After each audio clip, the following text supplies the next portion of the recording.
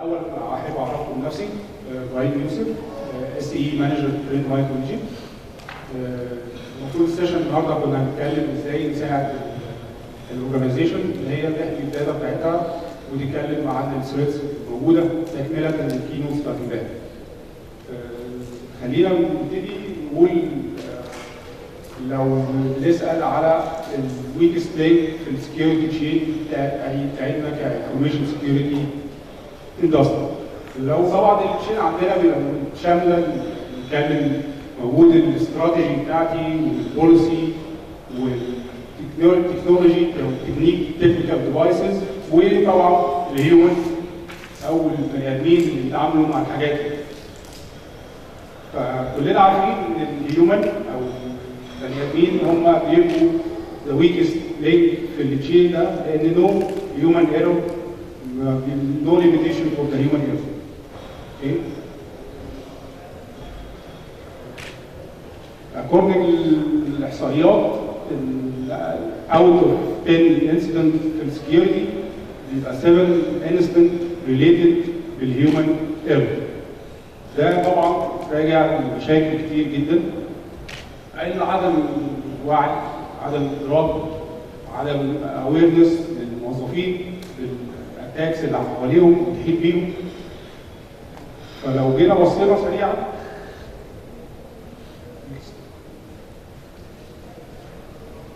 according to our trade labs، ده researcher development team عندنا department بتاع researcher. الستاتستكس بتقول لو بنتكلم على target attacks، هي الاتاكس اللي بتبقى target organization بعينها، 91% التارجت اتاكس بتستارت with spear phishing. السبير فيشنج هو ان انا ببقى عايز اتارجت شخص individual معين عن طريق هيومن قصاد هيومن.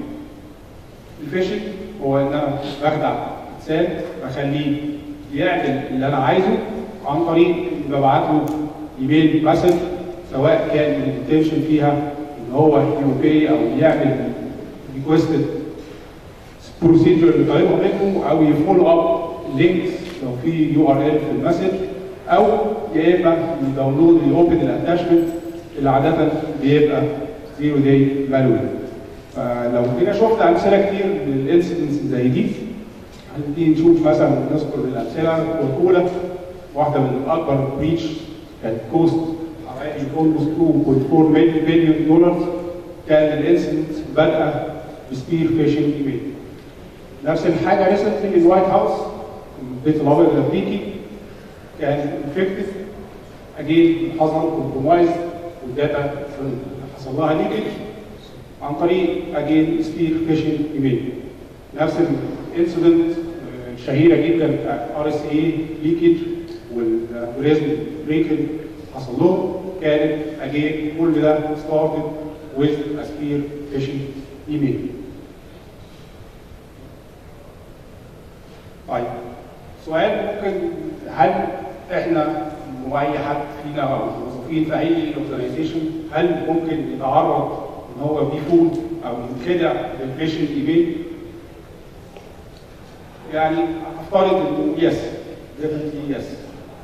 التكنيك بتاع الفيشنج زي ما هو موجود من زمان جدا لحد ستيل نواديز، الناس التكنيك هو ما اتغيرش فيه او ما فيش اي ابديتس عليه. هو كلها فكره ان ازاي اليوزر بخليه او الاتاكر بيخلي اليوزر يخدعه باكثر طريقه ممكنه ان هو يوصل للغرض اللي عايز يوصل منه من اليوزر.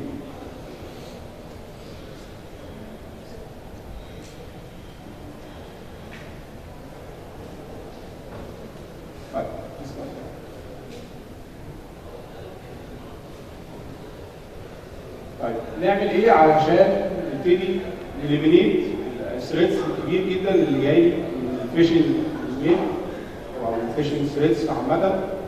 اول حاجه لازم في اي اورجنايزيشن ان انا ابتدي اعرف الموظفين بتاعي واعمل لهم زي اويرنس واديوكيت لطبيعه الاتاكس، لان طول ما انا مش عارف الاتاكس ده هو عباره عن ايه وجاي لي منين، انا مش هقدر ابتدي اخد اكشن. الموظفين بتوعي اوير بيه ويبتدوا يقروا ولا يعملوا البروسيجر بتاعهم.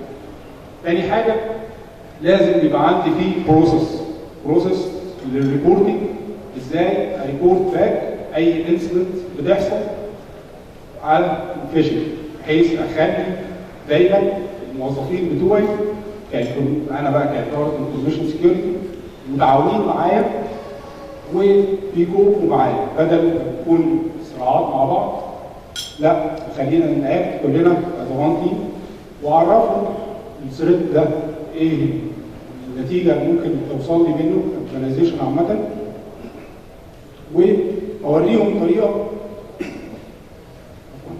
ازاي يريبورتوا بيا الانسيدنت اللي بتحصل لهم.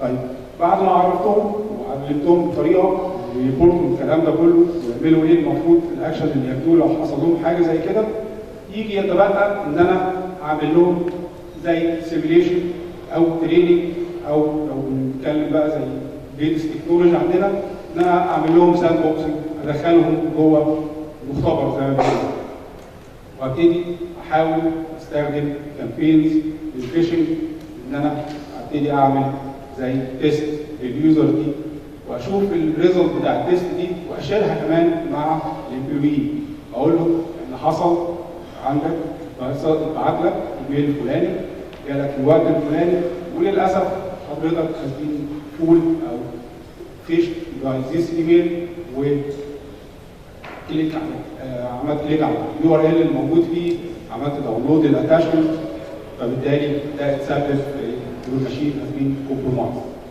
الريزلت دي وانس ان انا بشيرها مع اليوزر، وكمان لو في بارت بعد الريزلت او الريبورت اللي بيتبعت لليوزر ده لو في سم سورت اوف تريننج يزود الاويرنس عنده او يعلي الكابابيلتي ان هو يعرف ازاي يفرق بين الفيشنج ايميل والليجيتمت ايميل او الكلين ايميل، ده محبذا اكيد لو كان موجود.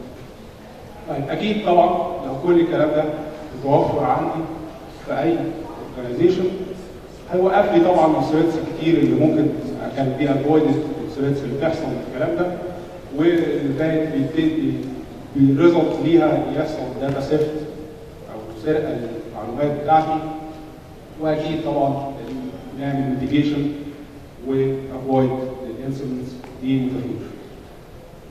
احنا دلوقتي سريعا كده معانا ديمو ممكن هنوري حضراتكم ازاي الفيشنج تكنيكس اتس فيري ايزي تو اسمبل او ان احنا تعملوه عن طريق كويك ديمو. هو بس ممكن الكامبين اللانشنج هنشوف فيزابيلتي مش عبير معايا، هتبعت ايميل باسمي انا لاي تارجت اني ريسيبتد مش مشكله مين، بس الايميل جاي المفروض من حد هو يعرفه او تراستد بالنسبه له او ويب نود. هنشوف الايميل فيه عمير استاذنك لو شيرينج سكرين عشان الناس ما كانتش شايفين.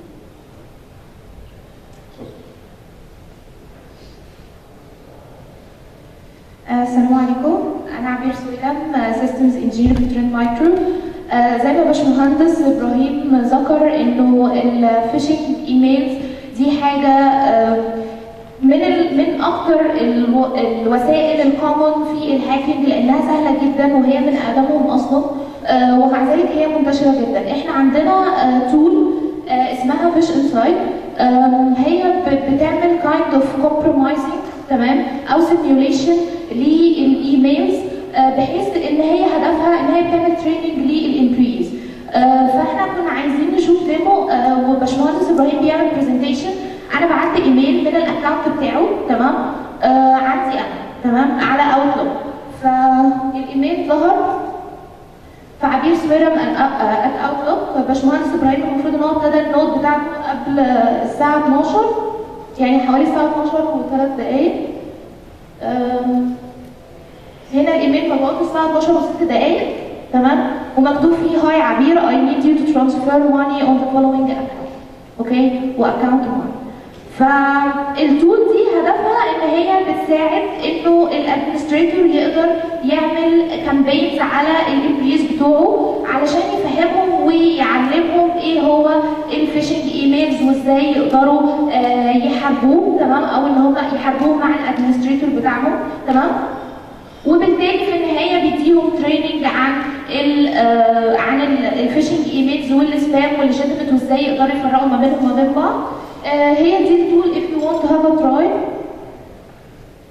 we have prime version من التول دي، فلو حد عايز يجربها ان هو يتكلم مع الامبلويز بتوعه، فمن هنا بنقدر نكريت كامبين،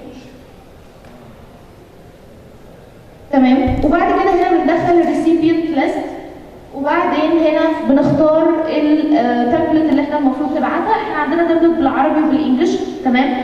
فاحنا كنا عاملين تمبلت بالعربي في الفتره الاخيره علشان ميدل ايست، بحيث ان في ناس هنا احنا لقينا السيرفر دي موجوده بقالها سنتين، بس احنا لقينا ان هنا في ميدل ايست في طلب عليها كبير قوي، فعشان كده عملنا منها بالعربي، تمام، وكذلك التريننج بالعربي.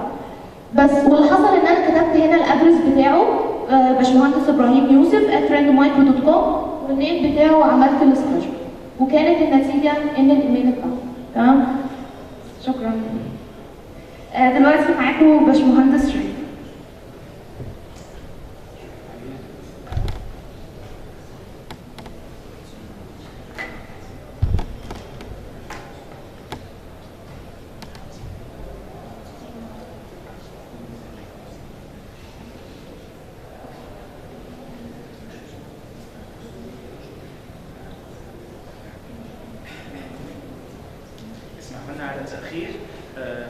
صباح الخير، السلام عليكم. يعني very sorry, in my schedule it was showing at 2:30, so I was expecting actually to sit down with you at 2:30, and then I received a call that it was actually at 11:30, so I was rushing actually to come and be with you. So my sincere apologies for that. I guess what I wanted really to talk about today is a follow-up to yesterday's sessions. I'm just wondering, how many of you did attend my first session yesterday at the keynote? Okay, about half. So what I will do, I will just do a quick recap in terms of the key points that I was trying to make yesterday, and then we'll take it from there in terms of the actual recommendations for CISOs, etc. So initially, as a matter of fact, this session was supposed to be a CXO lecture, right? So we were supposed to sit down together, a very small crowd, and typically what we do is really, it's an interactive session. So I'll be asking questions from you, getting your feedback, your input. At the same time, I will be sharing with you, what we are seeing in the field, right? That way, it's kind of a collaborative session. It turned out to be a session at the end of the day. It was not really a luncheon, and it was not half an hour. So I had actually to make some changes. And as I was telling you, it was expected to be 2:30. So my sincere apologies. I didn't check the schedule here. So in terms of the session today,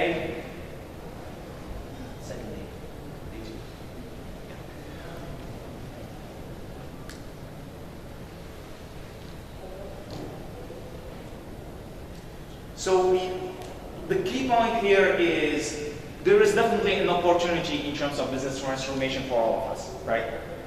But to be successful, for all of us to be successful, we need to ensure that security, right, is working. We need to ensure that we gain the trust of everyone, including the end user, including the citizens. So if you are in the public sector, or if you are in the private sector, ultimately you are dealing with customers, with consumers, or with citizens.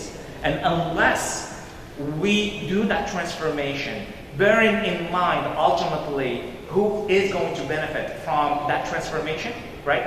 Which is ultimately the consumers, citizens, or your customers, by then all of us are not going to be successful, right?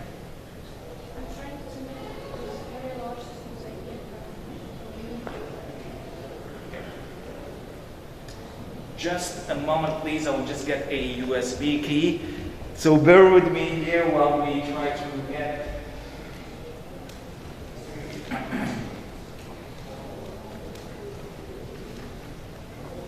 So we got the micro USB so that I can, the micro HDMI, sorry, so that we can connect at least to my laptop directly.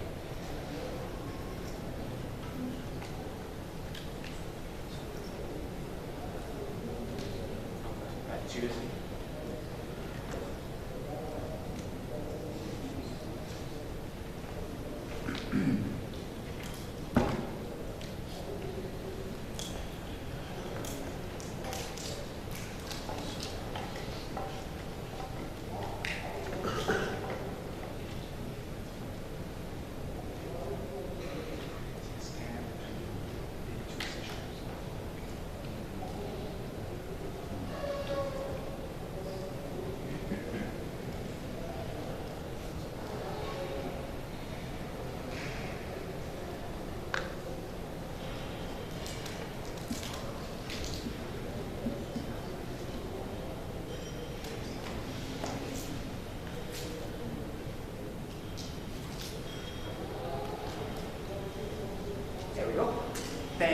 beard. And my apologies again. So, one of the key points that we were talking about yesterday is the fact that all of IT is transforming itself. And because the world is transforming around us. In the recent past, we're talking about basically an environment that is secure, where you have, basically control over who has access to it, the kind of devices that can come in, right? What's coming in and what's going out from your network, etc. But the reality is there a clicker?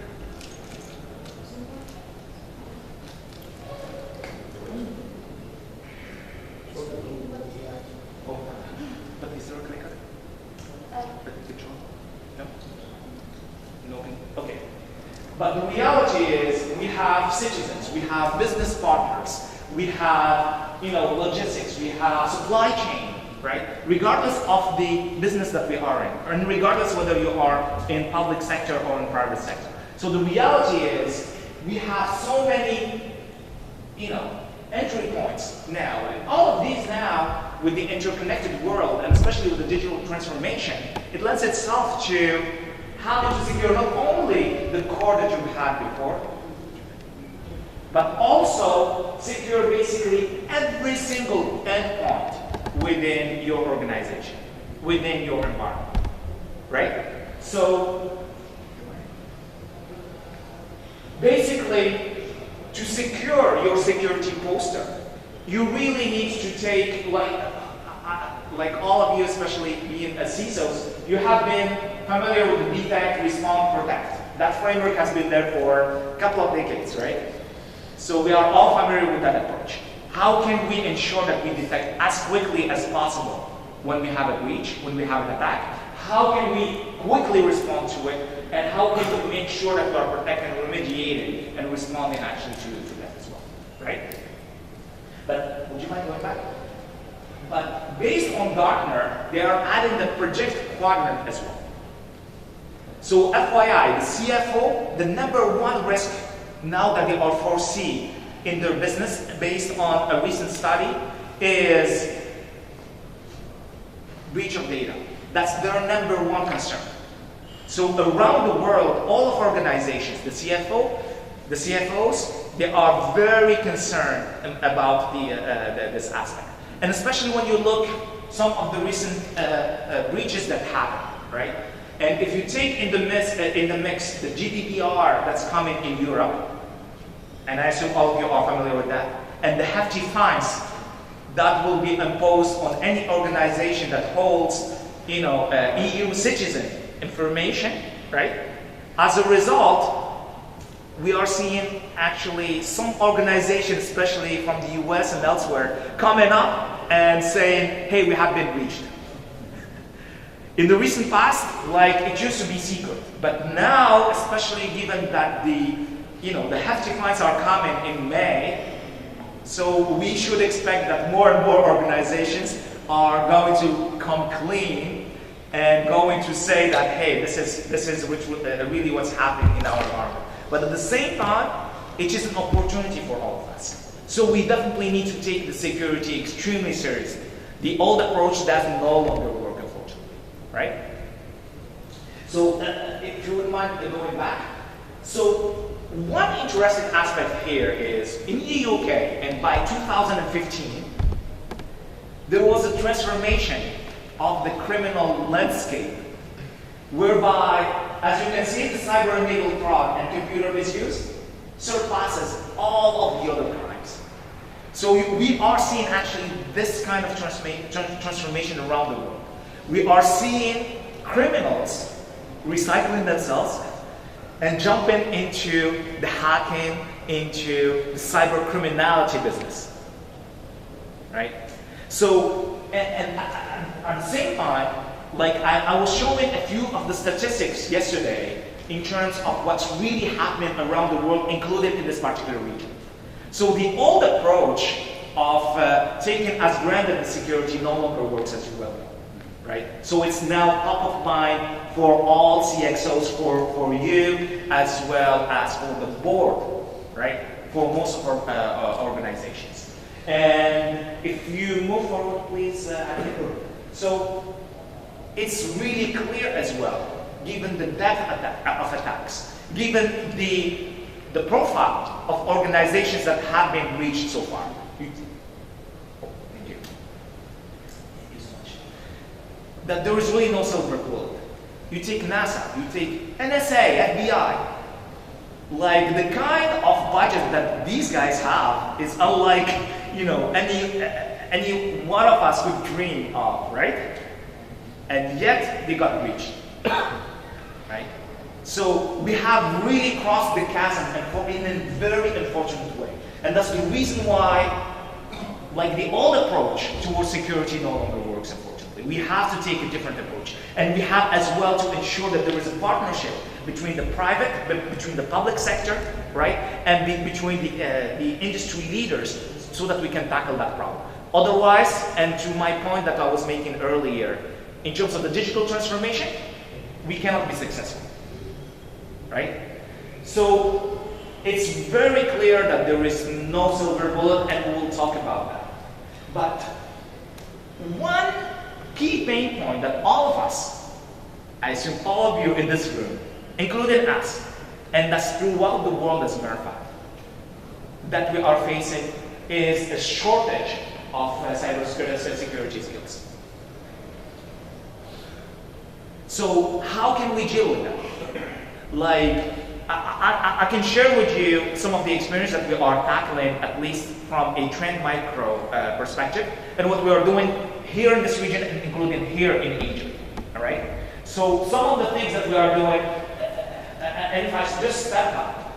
So based on a recent study from the ISSA, it appears that there were 4 contributing factors to cybersecurity incidents that happen.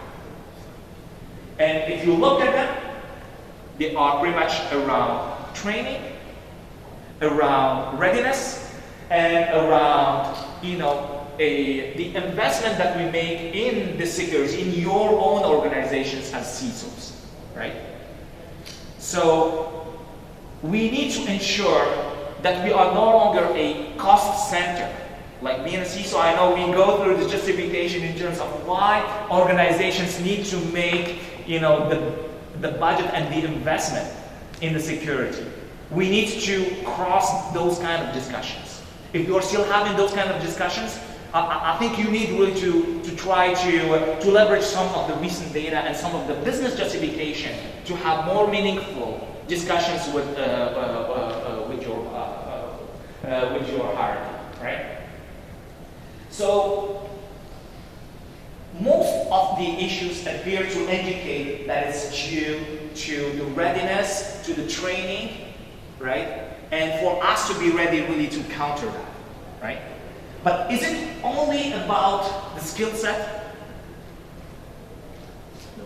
At the end of the day, security is not about only people, as you know, right? It's about the process, it's about the technology, and it's about the people. Here we'll talk a bit more about the people. So how should we handle cybersecurity requirements when we are short-staffed? I'm sure that you are facing that dilemma. We internally are facing that dilemma. We are basically facing a shortage in terms of talent pool around the world that we can tap on so that we can continue the good fight. And I'm pretty sure that all of you are facing the same kind of challenges. So basically, there are really 4 ways in terms of how you can tackle it. So the first one is have advanced prevention. So the very best thing that all of us can do is really defense. And I can assure you that TrendMicro, we are a defense company, right? We are not playing geopolitics. We are not trying to attack. We are not trying to position ourselves, you know, as men in the middle or anything like that. Basically, it's all about how can we secure ourselves, our customers, and our customer base. So automate processes. The more automation that we have, the less risk of error is going to happen, right? And at the same time, we need to have obviously more intelligent solutions. How can we take advantage of AI? How can we take advantage of machine learning? How can we make sure that we are projecting the kind of future attacks that may happen before they even happen? So all of that should be top of mind for you and for, obviously, for us as well. And finally, get the help that you need, right? And there, obviously, it's a matter of selecting the right partner for you, right? And we'll be talking about the selection of the right partner later. So for us, what we are doing is, we have taken actually different approaches to the top of this project. We have the CTF, and we have, as a matter of fact, multiple CTFs that take from the qualification all the way to the finals. And recent finals took place, as I mentioned yesterday, in Tokyo, and that was just a couple of months ago. Here, as you can see, 3.5 million cybersecurity job openings by 2021. Right now, it's a million and a half, from what they say. That's a very steep number. So we definitely need to do something about that, right? From our end, through the CTF, what we do this competition, and we look at the threat landscape. We look at the kind of attacks that are happening for our customers, right? How they are playing out. And we basically build scenarios that are as real life as possible. And we also take into account the new development like IoT, right? Like the cloud. So the scenarios and basically that the contestants will be going through are really real life scenarios. That way we are kind of spreading what we are seeing. We are building that pool of talent from the contestants, and most of the time these are very young students that are still in university, all the way to professionals in their early stages, right? And at the same time, we go through the threat hunting and incident response. We also built a program here, right here in Cairo, whereby we are recruiting fresh from universities talent. We get them through a certification program. We train them on cybersecurity, and it's not only about the technical skills. It's quite comprehensive, as a matter of fact. During those 6 months, basically we take those engineers, and Abir is a perfect example. So she went through the first batch, and you see how eloquent she is, and how knowledgeable she is, and she has basically 1 year with us. And as a matter of fact, there are plenty of engineers that are here with us today. They are bringing not only fresh new energy to our corporation, but we are making the investment to build the talent pool for us, but also for our partners and for the industry and for our customers as well. As a matter of fact, once the recent graduates, they go through this program, the hire rate is over 95%. Pretty much all of them, they get hired right away. And we bring in CEOs from the United States, from all over the world, to interview these guys, and actually they are hiring these guys. Okay? So we are doing basically, it's kind of an investment that we are making. We have 3 batches so far this past year, and we are planning on a quarterly basis we have new batches. And we are hiring every single time from that program, right? So right now, as a matter of fact, we build a campus, and we have a couple of floors in the Greek campus, and we are planning on expanding that, on doubling actually the surface. We are making huge investments, right? Because we believe that we need to build regional talent to be able to help you on the ground. We need definitely to have people who know the regional, both the culture, the language, the kind of attacks that are playing out within your region, and also invest within the countries where we operate to make sure that we are securing your environment. And as well, we are actually planning on having that as a launch pad throughout Africa. So this program, actually, we're starting with it right now, but the plan is really for us to expand to the rest of North Africa and the Levant countries, as well as the GCC, and going into Africa. So we were talking earlier about the process, and we need to disrupt the kind of, the threat cycles that is happening, especially around vulnerabilities. It is very unfortunate that the gray market or the black market for vulnerabilities is expanding like crazy. And even governments, as a matter of fact, they are jumping on that bandwagon.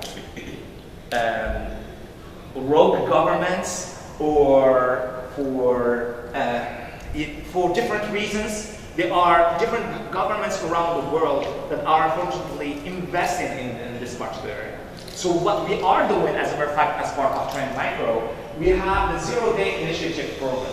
And through that program, we are investing in purchasing the vulnerabilities from ethical hackers. So we are paying and transforming actually the industries and turning some of the hackers to becoming ethical hackers, so that they start sharing early on the vulnerabilities that they are discovering with the products, etc. And we are buying those. Okay? So it's a win-win for all of us. And once we buy it, and this program is it's the most respected prolific. You can basically search it, and you will find all kinds of information about it. We have been the #1 supplier for Microsoft over the past few years, including actually for the 2017. I didn't include the statistics for this year because it's still work in progress, obviously. #1 supplier for AWE, as well as ICS, so anything that's industrial controller systems, we are the #1 for that, as well as SCADA, etc. And what does #1 look like? So these are all of the vulnerabilities that we were aware of, that we did buy, as a matter of fact, and that we ethically go back to the vendors, work with them in terms of coming with patches and fixes, right? And that will get included in the product. But we are doing at the same time this, and we are the only security vendors, as a matter of fact, that have this kind of investment. Microsoft, they jumped on that as well. But like in terms of pure security vendor, we are the only one that are doing this. But at the same time, while we are doing it,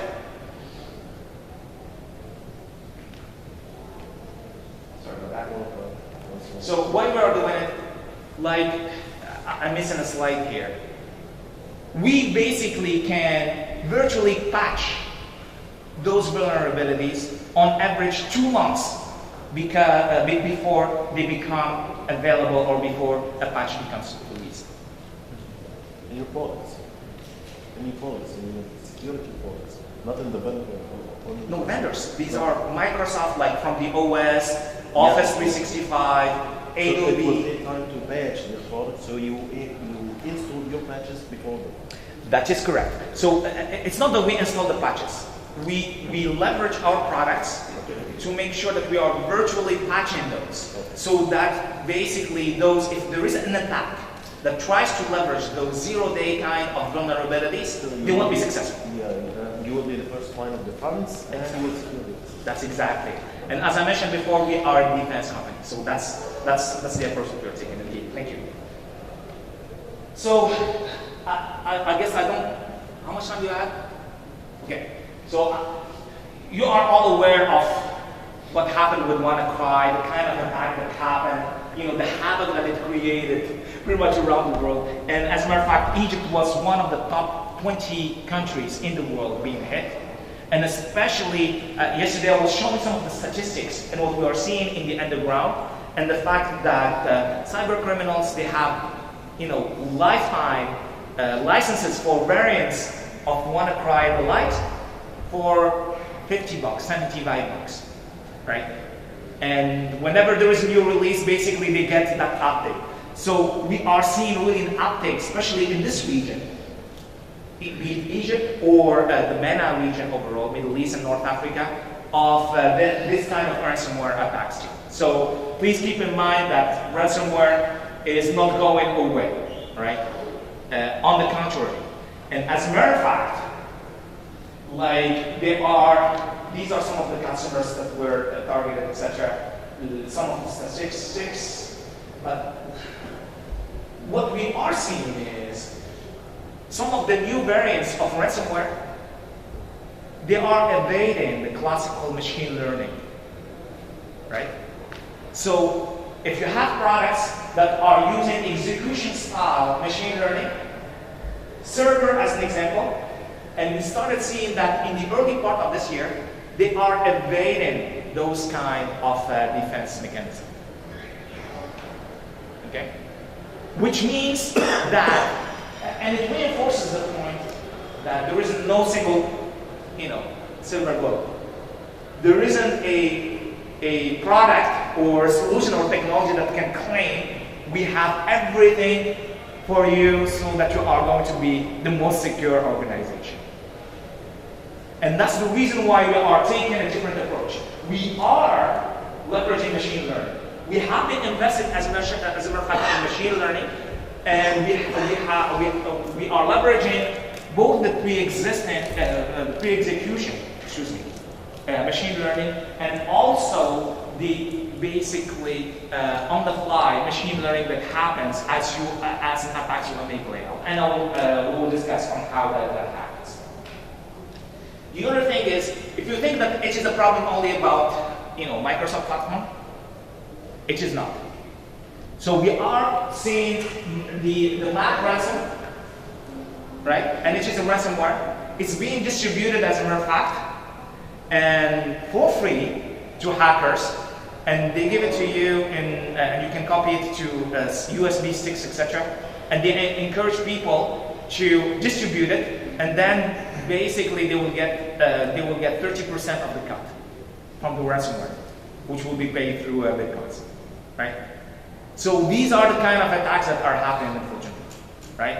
So and it's not a PC problem, so we are seeing as well that Mac is picking up. Also, we are seeing ransomware as a service now, where basically hackers, cyber criminals, they are providing the entire infrastructure, everything for you to run an attack for you, and then basically for you, depending on whether you know the customer and you can get that entry point regardless of what it is, they will also get a cut, 30% in this case in terms of commission based on leveraging their infrastructure, right? So we are seeing malware as a service. We are seeing ransomware as a service, right? We definitely need to disrupt this. This is the phishing site that the presentation that my colleagues went through earlier, so we'll just go through that since they already covered it. And how do we select the right solution, right? We believe that we need to take a layered approach. So I'm being told there's only 1 minute, so I need to speak. So we believe that we need to apply the right technology at the right layer and ensure that there is coordination and integration between all of the layers to make sure that our customers are successful and to make sure that our customers are secure, and so is ourselves. And so far, we have been very successful. As a matter of fact, this approach has been adopted even by our competitors or key partners as well. And like even the likes of Microsoft, they are leveraging, as a matter of fact, our technologies in the business. So if you think about it, it's all about what is good, what is bad. But there is times where there is unknown data, be it in the 0-day kind of malware or be it in unknown malware, right?